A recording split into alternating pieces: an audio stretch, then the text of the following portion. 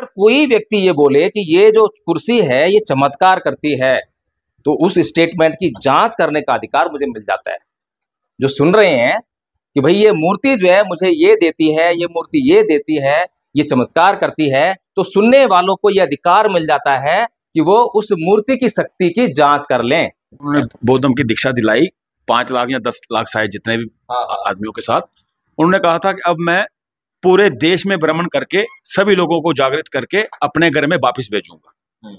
हम में से कितने लोग हैं जो बाबा साहेब के बराबर पढ़े लिखे हैं? कोई है यहाँ पर? बराबर कोई नहीं है। आधा पढ़ा लिखा हो? आधा भी कोई नहीं है। अरे कमाल हो गया। और 10% पढ़ा लिखा हो कोई? 10% को पढ़ा लिखा हो?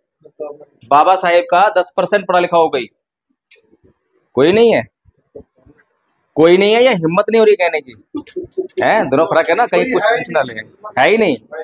अच्छा, तो बाबा साहेब ने जो है हमारे लिए कोई ऐसा काम बताइए जो गलत किया हो, जिसकी हमें जरूरत नहीं थी और उन्होंने वो काम हमारे लिए किया, हमें मुसीबत में डाल दिया। कोई ऐसा काम है क्या? सारे कह रहे हैं या कोई है जो कहने की हिम्मत नहीं कर रहे हैं? सोच लीजिए एक बार। है ऐसा कोई काम नहीं किया।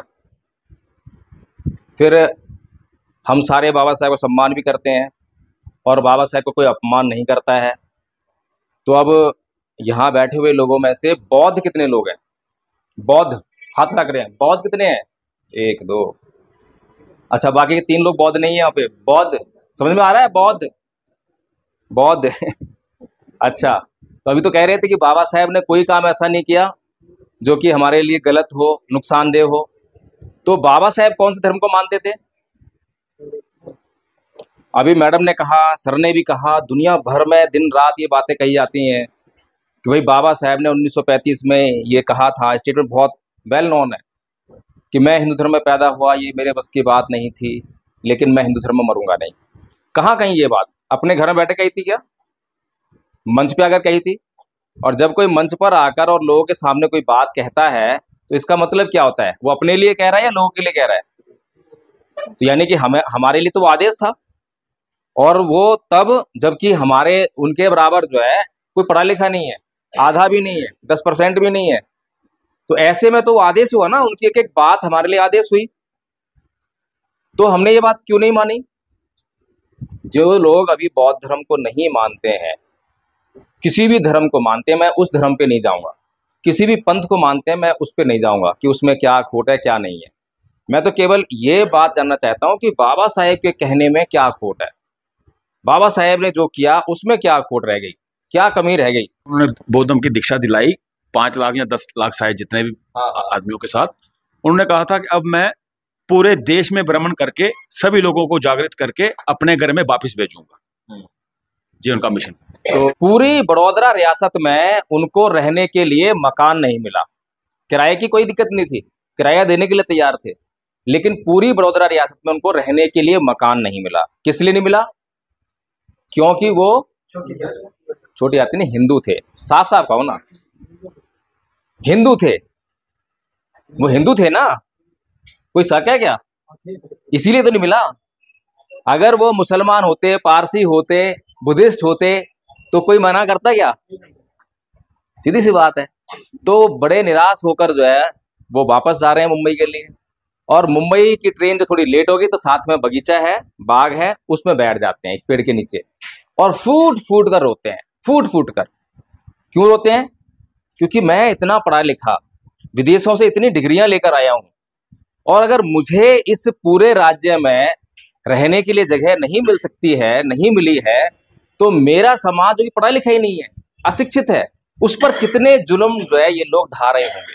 ये उनका मेन कंसर्न था। इसीलिए वहां पर उन्होंने जो है ये संकल्प लिया। उन्होंने कहा कि अगर मैं अपने समाज का उद्धार नहीं कर सका तो मैं अपने आप को शूट कर लूंगा। मिशन हुआ समाज का उत्थान करना, समाज का उद्धार करना, ये तो मिशन हुआ। क्यों जी? अब समाज का उद्धार करने की जिम्मेदारी बाबा साहेब ने अपने ऊपर ले ली। अब समाज का उद्धार कैसे किया जाए, ये सवाल आएगा। सीधी सी बात ये है। तो समाज का उद्धार करने के लिए उन्होंने फिर से वही स्टडी करना शुरू करा। कि भाई समाज का उद्धार क्यों नहीं हो रहा है, समाज के भीतर जो समस्या है, ऊंच नीच हो रही है, जिस तालाब से जो है कुत्ते बिल्ली पानी पी सकते हैं, उस तालाब से मेरे समाज के लोग पानी नहीं पी सकते हैं, आखिर ये व्यवस्था क्यों है, कारण क्या है। तो उन्होंने खोज की कि भाई ये सारी व्यवस्था जो है हिंदू धर्म शास्त्रों में है। तो इसीलिए 1927 में उन्होंने मनुस्मृति को जला दिया। हाँ, इसलिए नहीं जलाया कि उसमें ये गलत लिखी, गलत तो सारे ग्रंथों में लिखी, जितने भी रामायण है महाभारत सब में लिखी है। इसलिए जलाया क्योंकि उस मनुस्मृति के प्रति जो है हिंदुओं में आस्था थी, लोगों में डर था कि अगर इसको कुछ पवित्रता से जोड़ते ना, ऐसे नहीं छूना है इसको, ऐसा छूना है। अभी भी है ना, वहां पर जो है जो किसान आंदोलन हुआ, वहां पर जो है निहंगों ने एक बेचारे की हत्या कर दी, किस लिए कि इसने जो है हमारे गुरु ग्रंथ साहिब को छू लिया। तो ऐसी श्रद्धा, अंधश्रद्धा जो है उस मनुस्मृति में लोगों की थी। तो उन लोगों को उस अंधश्रद्धा से बाहर निकालने के लिए कि इस ग्रंथ में कोई चमत्कार नहीं है, कोई शक्ति नहीं है, ये तुम्हारा कुछ नहीं बिगाड़ सकती है, तुम इसकी बातों को मानना बंद करो, इसीलिए उन्होंने दिखाने के लिए वो जो है मनुस्मृति जलाई थी। जैसे कि पेरियर ईवी रामास्वामी, लोग मूर्ति को पूजा करते थे, तो उन्होंने क्या करा, राम और कृष्ण की बड़ी बड़ी मूर्तियां बनाई, उनको रथ पे जो है प्लांट किया और पूरे शहर में जो है जूता मारते हुए घुमाया, और शाम को जो है संबोधन में बोले कि भाई इन मूर्तियों को पीटते पीटते मेरे हाथ दर्द हो गए, लेकिन ये मूर्तियां उफ तक नहीं बोली। तो इनमें कोई चमत्कार नहीं है। उनकी इंटेंशन जो है किसी की आस्था को आहत करने की नहीं थी। लेकिन अगर कोई व्यक्ति ये बोले कि ये जो कुर्सी है ये चमत्कार करती है, तो उस स्टेटमेंट की जांच करने का अधिकार मुझे मिल जाता है। जो सुन रहे हैं कि भाई ये मूर्ति जो है मुझे ये देती है, ये मूर्ति ये देती है, ये चमत्कार करती है, तो सुनने वालों को ये अधिकार मिल जाता है कि वो उस मूर्ति की शक्ति की जांच कर लें। ऐसा है कि नहीं है। और जो लोग केवल ये बात को मानकर आचरण करते रहें और जांच ना करें, तो इसे क्या कहते हैं, इसको क्या कहते हैं, अंधश्रद्धा। इसे कहते हैं अंधश्रद्धा। श्रद्धा बहुत महत्वपूर्ण है और अंधश्रद्धा उससे ज्यादा नुकसानदायक है। जब तक हम किसी भी विचार के प्रति, महापुरुष के प्रति पूरी तरह से श्रद्धावान नहीं होते हैं, उसके प्रति पूरी तरह समर्पित नहीं होते हैं, तब तक हम उसके विचार को मनोसात नहीं कर पाते हैं, धारण नहीं कर पाते हैं, चल नहीं पाते हैं। जब तक हम विचार पे चलेंगे नहीं तो खाएंगे कैसे। जब तक हम किसी डॉक्टर के पास गए, उसने हमें कहा कि तुम्हें ये बीमारी है और ये बीमारी जो है ये वाला फल खाने से हो रही है, इस फल को मत खाना, और हम उस डॉक्टर के प्रति श्रद्धावान नहीं है, उस पर पूरा विश्वास नहीं है, हमने कहा नहीं यार वो फल तो मुझे बहुत पसंद आता है, तू झूठ बोल रहा होगा, तो फल खा लेंगे और बीमारी ठीक नहीं होगी। ऐसा ही बाबा साहेब के साथ में होता है। बाबा साहेब डॉक्टर भीमराव अंबेडकर इस समाज के सबसे बेहतरीन डॉक्टर हैं। किसी को शक है क्या? शक नहीं है, फिर भी काम नहीं हो रहा है, समस्या बड़ी गंभीर है? तो परम पूज्य बाबा साहेब डॉक्टर भीमराव अंबेडकर इस समाज की समस्याओं पर बहुत गहराई में जाकर जांच करते हैं, कहां पर जो है बीमारी छुपी हुई है। तो जब वो गहराई में जाकर जांच करते हैं तो ये पाते हैं कि मेरा समाज जो है मानसिक गुलाम है। क्या है? मानसिक गुलाम। और ये सबसे गहरी और सबसे बड़ी गुलामी है। मतलब दुनिया में गुलामियां तो हैं, दुनिया में हर एक देश में कुछ न किस तरह की गुलामी पाई जाती है। तो दुनिया में कहीं पर भी चले जाइए, गुलामों को गुलाम बनाए रखने के लिए क्या करते हैं, दीवारें खड़ी कर देंगे ताकि वो बाहर ना जाए, जंजीरों से बांध देंगे। लेकिन भारत में ऐसी गुलामी बस्ती है जिसमें ना तो दीवार खड़ी करनी पड़ती है, ना जंजीरों से उनको जकड़ना पड़ता है। क्या करना पड़ता है? केवल उनके मन में एक वहम डालना होता है, वो वहम डाल दो फिर वो कहीं नहीं जाएगा। ऐसा ही है।